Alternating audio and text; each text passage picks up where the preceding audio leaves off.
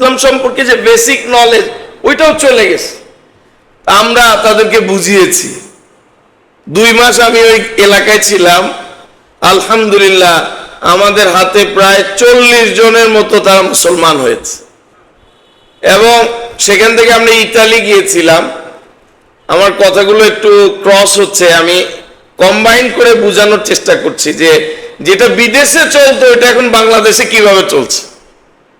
France থেকে আমরা Italy গিয়েছিলাম। ইতালিতে একটা এলাকা হলো সিসিলিয়া। সিসিলিয়া হলো দ্বীপ। তো সেখানে আমরা জানি অগ্নিগিরি আছে, পাহাড় থেকে আগুনের লাভা বের হয়, মানুষ কেবল কার দিয়ে দেখতে যায়।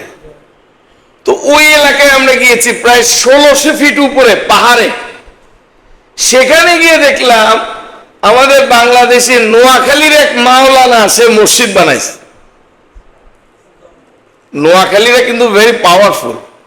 আমি যেখানে গেছি আমি দেখেছি তারা সেখানে অল্প দিনে আবাদ করে ফেলেছে এবং যারে পাইছে তার পকেটে লইল। তো যে ইমাম সাহেব, আমি মনে মনে আমাদের মানসুর ভাইকে বললাম, ইয়ে কাগু এতে মনে হয় আননেগো দেশি হইব, নাইলে ইয়েনো আইছে সাবাস আইছে কেমনে। তো আমি সালাম দিয়ে বললাম, ভাই সাহেব বালা আসেননি? তাতে তাকে আসি তো বালা, আননে বালা আসেননি। তার মানে সে made in Japan, Japan from South Asia. তো আমি বললাম, ভাই তুমি কেমনে আসছো? যাই হোক লম্বা হিস্ট্রি। আমার বলার যেটা উদ্দেশ্য, সে আমাদেরকে বলল যে ভাই আমাদের এখানে থাকেন, আমি তো কিছু মুসলমান বানাইছি, এদেরকে আমি কোরআন কিতাব শিখাই। একটা জমিদার আছে এলাকায়, সে যদি ইসলামে আসে তাহলে পুরো এলাকা মুসলমান হয়ে যাবে। তা আমি তো লোভে পড়ে গেলাম, এই ব্যবসা চলো যায়। পরের দিন আমরা তার কাছে গেলাম, তার সাথে খাতির করলাম, কিছুই বললাম না ইসলামের। ওই লোকটা গেল খেপে আমার উপর, নোয়াখালীর মাওলানা। হেই, আপনারা এত কষ্ট করে আনলাম, রাখলাম, খাওয়াইলাম, দেখা করাইলাম, কিছুই বললেন না। আমি বললাম, ভাই আমি তো 90% কাজ করে আসছি। বলে মানে কি করছেন? আমি যে দেখলেন না, আমি যে তার সাথে গলা লাগালাম, তার সাথে মোহাব্বত করলাম, তার বাচ্চার খোঁজ নিলাম। সে কি বলেছে? কালকে আমাকে দেখতে আসবে। তার মানে 90% কাজ হয়ে গেছে। সে কয় মাথা শুনকে কয় বুঝি না। তো পরের দিন দুপুরবেলা ভদ্রলোক আসছে। আসার পরে আমরা তার সাথে কথা বললাম, তার মা বাবার জন্য আমরা দোয়া করলাম। বলতে বলতে সে কান্না শুরু করে আমাদেরকে বলে, আমি মুসলমান হব। সে মুসলমান হয়ে গেল। 3 দিন আমাদের সাথে থাকলো। নামাজ কেমনে পড়তে হবে এগুলো শিখালাম আমরা। ইমানের কিছু ব্যবহারিক এবং কিছু বিশ্বাসগত কথা আলোচনা করলাম। মজার ব্যাপার হলো, আমি দুষ্টমির ছলে তাকে বলছি যে ভাই, ও তার নাম আবার দিয়েছি 7-8টা, সে রাখছে আব্দুর রাজ্জাক। সে বলে যে আমি তো খাওয়াইতে পছন্দ করি, খেতেও পছন্দ করি, তাহলে আমি আব্দুর রাজ্জাক। রাজ্জাক তো আল্লাহ, তো সে নাম পছন্দ করেছে আব্দুর রাজ্জাক। তো আমি এমনি দুষ্টমির ছলে বললাম, তোমার তো অনেক জমি, কিছু জমি দাও, আমরা সেখানে মসজিদ বানাই, কোরআনের মাদ্রাসা বানাই। কিছু বলে নাই, চলে গেছে। পরের দিন ফজরে আসছে, গাড়ি নিয়ে আসছে, আইসা আমাকে গাড়িতে উঠাইয়া লম্বা সময় ঘুরাইছে। ঘুরাইয়া এনে এক জায়গায় থামছে, পুরানো একটা গির্জা। আমাকে বলতেছে, তোমাকে যতটুকু জায়গা ঘুরালাম এটা হলো 3.5 কিলোমিটার, আমি এই পুরা জমিটা মসজিদ মাদ্রাসায় দিয়ে দিলাম। আল্লাহু আকবার। দেখেন, ওই যে পুরনো গির্জাটা, আমরা পরে রোমে, মিলানো, ভেনিস আর বড় বড় শহরে যারা দাওয়াতের সাথী আছে তাদেরকে ফোন করে আমরা কিছু পয়সা কালেক্ট করেছি, সবাইকে দাওয়াত দিয়ে এনেছি। 1 সপ্তাহের মধ্যে ওই গির্জাটা কালার করে ছবি টবি, ও তো ভাঙার অনুমতি নাই, আপনি এমনি ছবি এবং অন্য জিনিসকে মোড়ায় রং করতে পারবেন। জুমার দিনে আমি একটা খুতবা দিয়া সেখানে মসজিদ চালু করে দিছি। এর পরবর্তীতে আমরা 2000 সালে গিয়ে আমার একটা ছাত্র, তাকে ওখানে ইমাম বানায়া মাদ্রাসা চালু করে দিছি। শুকরিয়ার ব্যাপার হলো, এই বছর ওই মাদ্রাসা থেকে 4 জন ছেলে কোরআনের হাফেজ হয়েছে। এরা সবাই মুসলিমের সন্তান। তো দুনিয়াতে এটা আছে, খ্রিস্টান মিশনারির দাওয়াত, ইসলামের দাওয়াত, বিভিন্ন নামে উলামারা দাওয়াত দিচ্ছেন, শায়েখরা দাওয়াত দিচ্ছেন, তাবলিগেওয়ালারা মাধ্যমে দাওয়াত দিচ্ছেন, ফিজিক্যালি দাওয়াত দিচ্ছেন। কিন্তু বাংলাদেশ যেটা ইসলামের দেশ, বাংলাদেশ হবার পূর্বে আমাদেরকে যে পাকিস্তানি বলা হতো, এই রাষ্ট্রের ভিত্তি প্রস্তর হয়েছে লা ইলাহা ইল্লাল্লাহ মুহাম্মাদুর রাসূলুল্লাহ দিয়ে।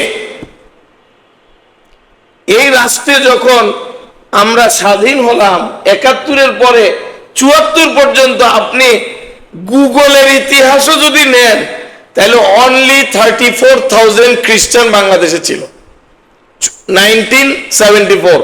কয় হাজার? 36,000। কয় হাজার? 36,000।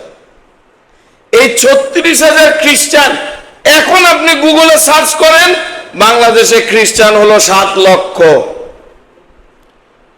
গির্জা ছিল 3টা, এখন গির্জা হলো 1040টা।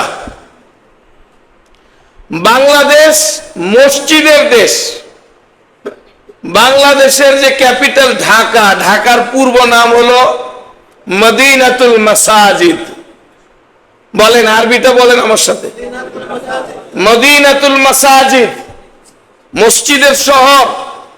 এখনো ঢাকাতে প্রায় 65,000 মসজিদ। আলহামদুলিল্লাহ, পৃথিবীর কোন ক্যাপিটাল দেখাইতে পারবেন না যেখানে 65,000 মসজিদ আছে। নামাজ পড়তে হলে 200 কিলোমিটার যাইতে হয়।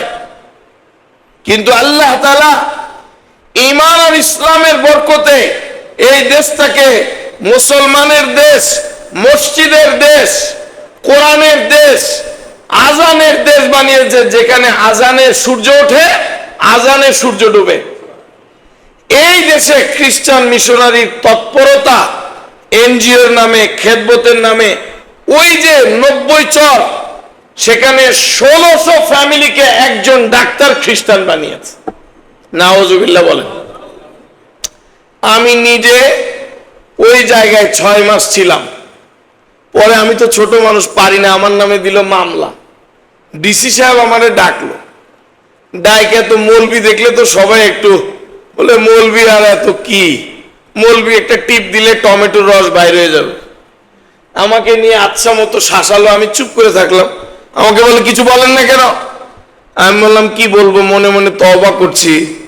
আমি আবার যাওয়ার আগে ডিসি সাহেবের বায়োগ্রাফি, CS RS সব বাইর করে নিয়ে গেছি। আমি বললাম, আমি আপনার দাদার জন্য দোয়া করছি। আপনার দাদা তো মৌলবি ছিল, আলিয়া মাদ্রাসার শিক্ষক ছিল, আপনার বাবা 2 বার হজ করেছে, আপনার ওয়াইফ হাজী সাহেবের কন্যা, কিন্তু আপনি এরকম হলেন কেন?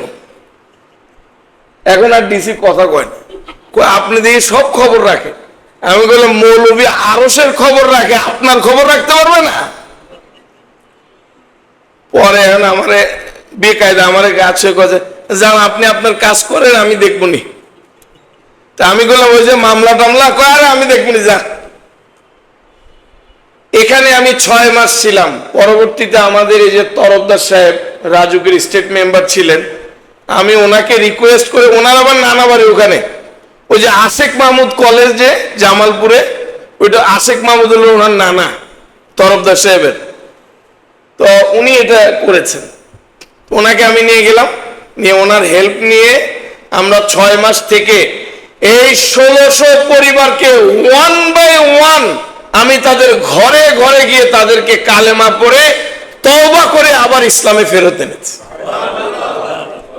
কিন্তু এদের সন্তান আমাদের এই কালীগঞ্জে নাগরিক খ্রিস্টানদের যে হেডকোয়ার্টার, 80টা সন্তান তারা ওখান থেকে বাসে করে এদেরকে এনেছে, বিভিন্ন স্কুল কলেজে অ্যাডমিশন দিয়েছে, তাদেরকে খ্রিস্টান বানিয়েছে, তাদেরকে আমরা টাচ করতে পারি।